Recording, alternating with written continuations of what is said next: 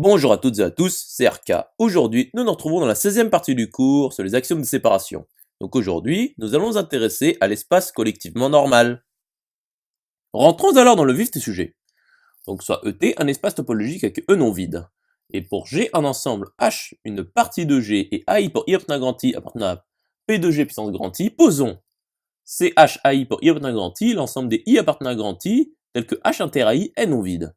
Donc, pour G, un ensemble, et AI pour I appartenant à grand I appartenant à P de G puissance grand I, soit la propriété discronde de AI pour I appartenant à grand I, qui nous dit que pour tout X de E, il existe un voisinage V de X tel que cardinal de CVFI pour I appartenant à grand I est inférieur ou égal à 1.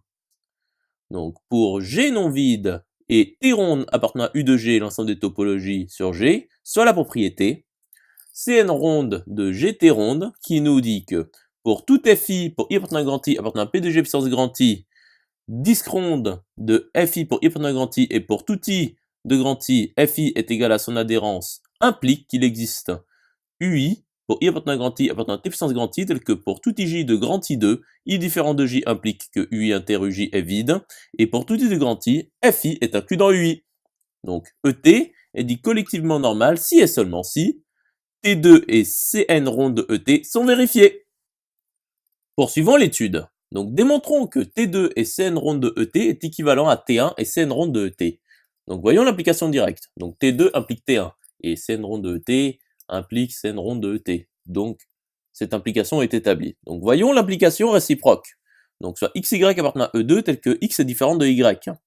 Donc singleton X et singleton Y est égal à l'adhérence du singleton X et l'adhérence du singleton Y. Donc l'unique propriété à vérifier est T2, car CN ronde de ET est déjà vérifié. Donc nous savons que T1 est vérifié. Donc pour tout Z de E, il existe VV' appartenant à V ronde Z2 tel que X n'appartient pas à V et Y n'appartient pas à V', donc soit Z appartenant à E quelconque. Donc il existe VV' appartenant à V ronde Z2 tel que X n'appartient pas à V et Y n'appartient pas à V'. Donc en considérant V inter V' qui appartient bien à V ronde de Z, nous obtenons X n'appartient pas à V inter V' et Y n'appartient pas à V inter V'. Continuons la démonstration.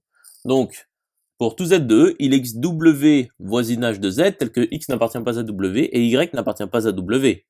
Donc, disque ronde du singleton X et du singleton Y est vérifié. Donc, il existe UI pour I appartenant à grand I de XY appartenant à T puissance XY, tel que U de X inter U de Y est vide, et singleton X est inclus dans U de X, et singleton Y est inclus dans U de Y. Donc il existe UI pour I appartenant à XY appartenant à T puissance XY, tel que UX inter UY est vide, et X appartient à U de X, et Y appartient à U de Y. Donc T2 est vérifié. Conclusion établie. J'espère que cette vidéo vous aura plu et vous sera utile. Nous nous retrouvons dans la 17e partie.